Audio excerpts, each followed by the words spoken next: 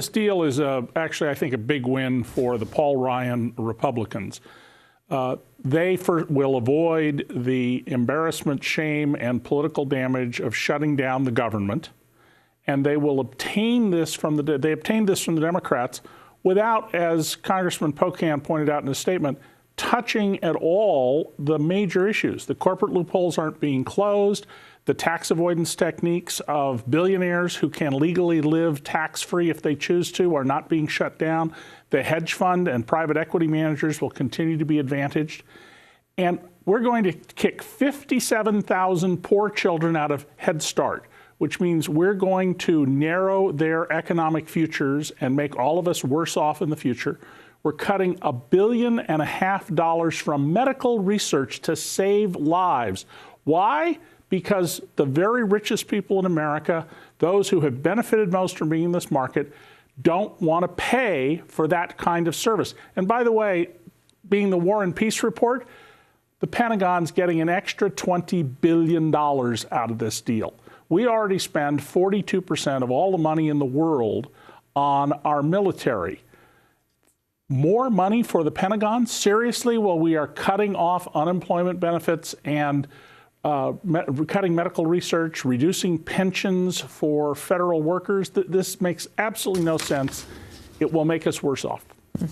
What about the poorest Americans, David Cay Johnston? How are they affected? Well, there is a war going on in this country, and it's on the poor. And we have all sorts of ways that we are doing this. We are restricting their access to Medicaid.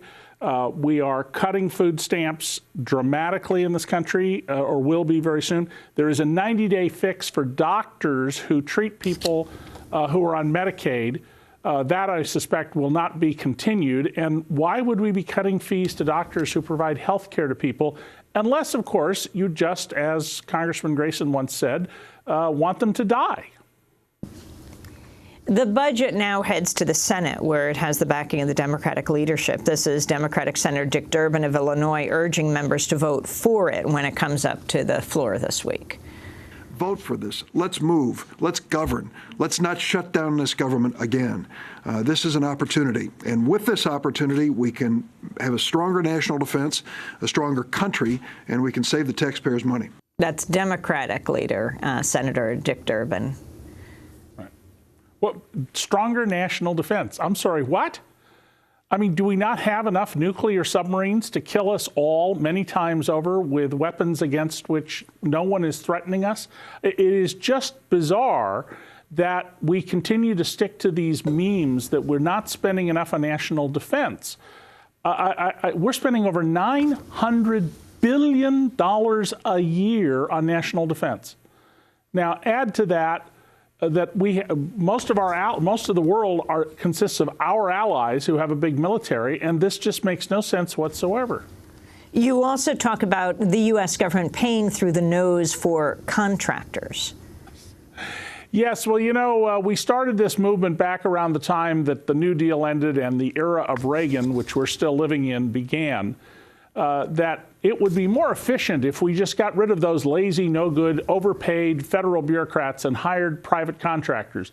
Well, last year, contractors cost the government as much as $763,000 each.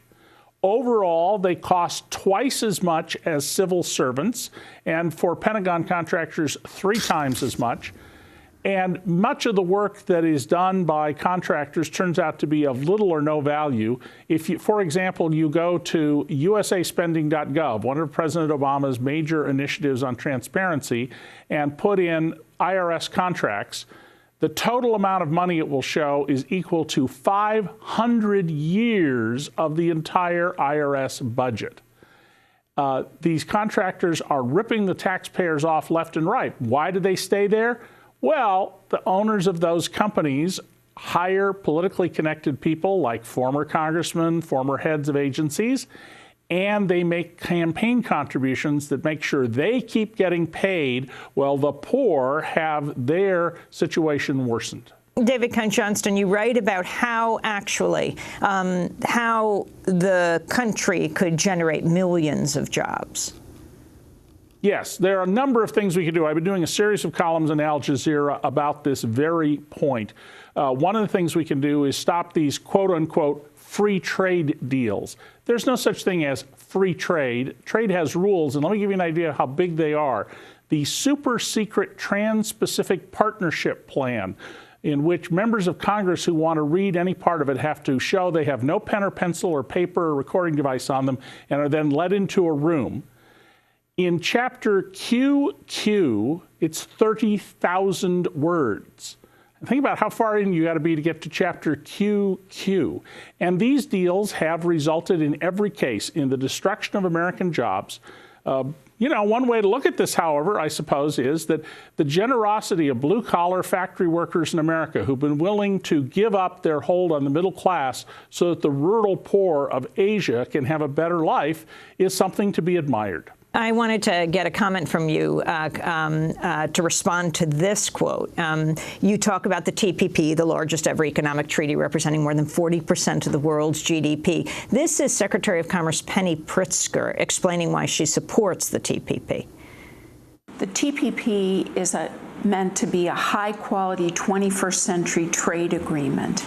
And what we know from those trade agreements, take, for example, our trade agreement with Singapore. When we do a trade agreement of this quality, everyone's economy grows. Trade has grown 60% with Singapore since we completed our free trade agreement. So this is a great opportunity. David Cay Johnston. Well, trade, in theory, can make us all better off. I'm not arguing against trade. The deals we have made have been awful.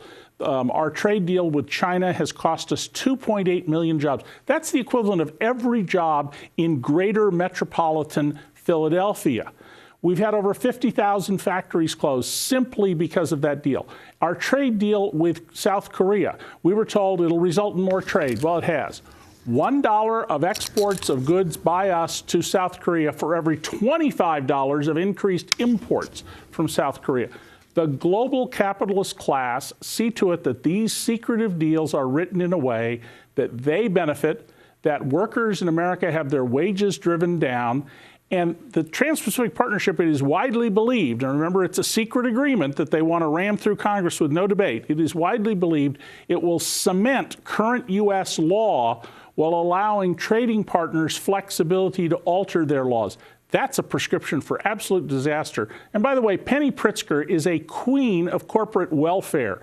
That she is out promoting this, that she's Commerce Secretary, is itself astonishing given how much the operations that she owns have benefited and supped with a big spoon at the public trough.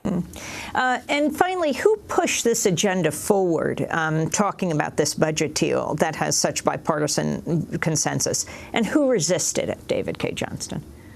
Well, that I'm not really big on. I mean, I make it a point of not living in Washington, D.C., so I can cover what politicians do more than they say.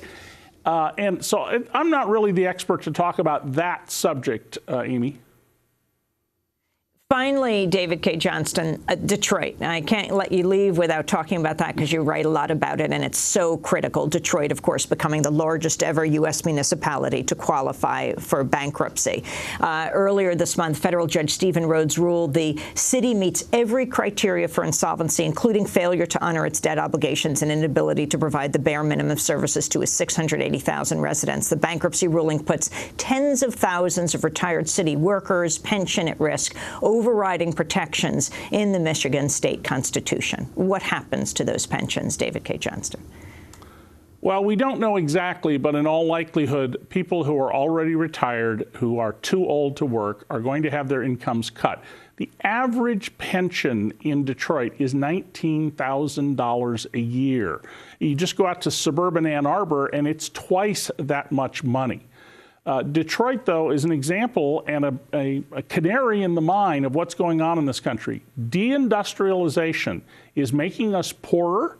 It is benefiting the global capitalist class, and we're going to see more of this.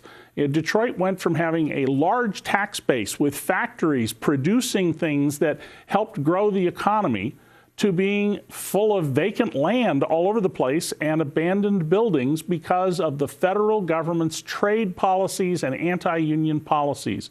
We need to wake up and understand and vote for people who will change these policies, or the future is very clear. And you can see it in the cuts to the Head Start program as a good example, and medical care.